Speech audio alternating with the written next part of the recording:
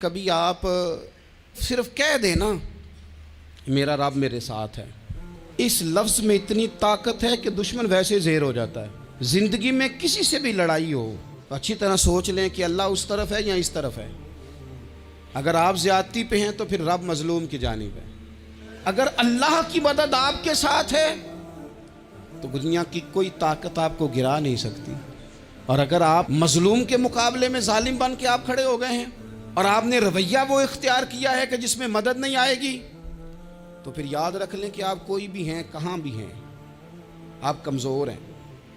طاقتور تھے ابتدائے اسلام میں، ظاہری طاقت تھی کفار مکہ کے پاس، وہ ڈنڈوں سے مارتے تھے غریبوں کو، ان کے ہاتھوں میں ڈنڈے تھے، پر خدائی طاقت ان مظلوموں کے ساتھ تھی۔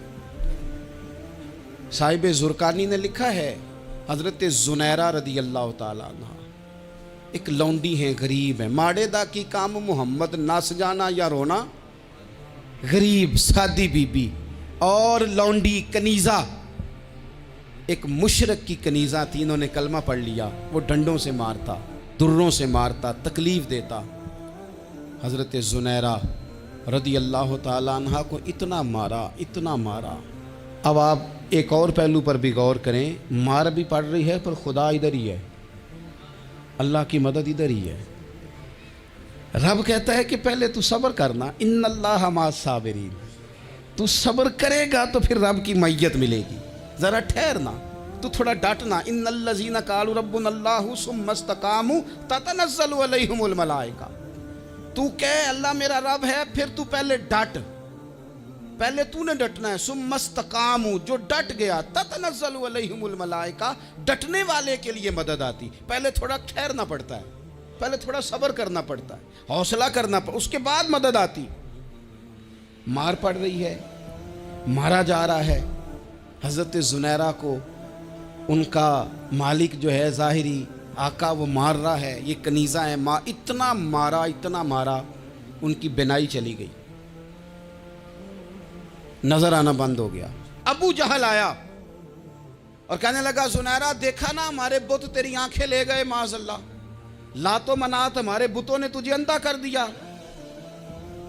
اب ایسا نہیں ہے کہ بی بی روتی جا رہی ہے، روتی جا رہی ہے، مایوسی مایوسی، معاذ اللہ، پریشانی، غریبی بڑی ہے، پوچھنے والا کوئی نہیں، یہ باتیں نہیں۔ کیا جملے ہیں خاتون کے، کیا لفظ ہیں۔ ابو جہل نے تنزیہ کہا، معاذ اللہ، کہنے لگا دیکھا نا ہمارے بتوں نے تجھے اندھا کر دیا۔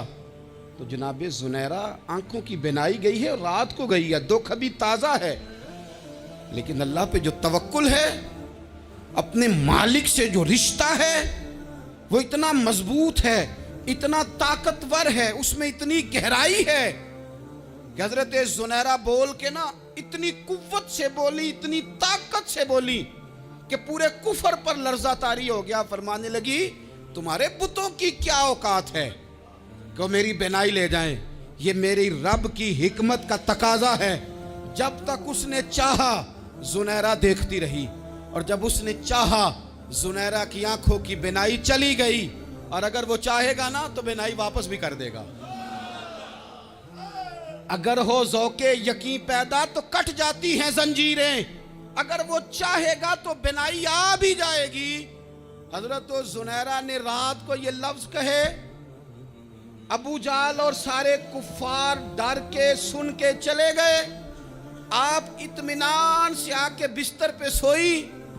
جب سویرے اٹھی تو اللہ نے آنکھوں کی روشنی واپس کر دی تھی، آنکھوں کی۔ اب چھڑی پکڑی ہے، بازاروں میں گھومتی ہے، کہتی ہیں بلاؤ کدھر ہے تمہارے لات و منات، دیکھو میرے رب نے روشنی واپس کر دی، آ کر میرے ساتھ ادھر آ، ستمگر ہنر آزمائیں، تو تیر آزما ہم جگر آزمائیں۔ بیمار لوگوں یاد رکھو، کہہ دیا ڈاکٹر نے کہ تو بڑا بیمار ہے، تو بڑا کمزور ہے، یہ ہو گیا وہ ہو گیا، تو ڈاکٹر اپنے علم کے مطابق بات کر رہا ہے، ہوگا تو وہ جو میرا رب چاہے گا۔ کمزور ہو جانا، پریشان ہو جانا، تکلیف میں آ جانا، پتہ نہیں بات ہو گئی ہے تو جانے کیا ہو جائے گا۔ اپنی زندگی کے اندر اپنے رب سے رشتہ مضبوط کریں، رسول کائنات سے رشتہ مضبوط کریں، اللہ والوں سے رشتہ مضبوط کریں۔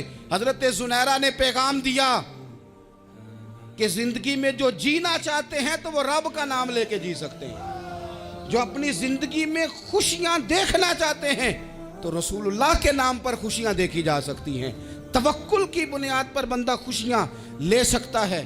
اور اگر انسان میں توکل نہیں ہے تو پھر وہ اس کالے جادو سے بھی ڈر رہا ہے, وہ نیلے سے بھی ڈر رہا ہے, وہ پیلے سے بھی ڈر رہا ہے, وہ فلانے سے بھی ڈر رہا ہے, وہ میرے خلاف فلانا رشتہ دار سازش کر رہا ہے تو ڈر رہا ہے, فلانا میرے بارے میں یہ کر رہا ہے تو ڈر رہا ہے, وہ پتہ نہیں دنیا ادھر ہو جائے گی تو کیا ہو جائے گا. اٹھ باندھ کمر کیوں ڈرتا ہے, پھر دیکھ خدا کیا کرتا ہے.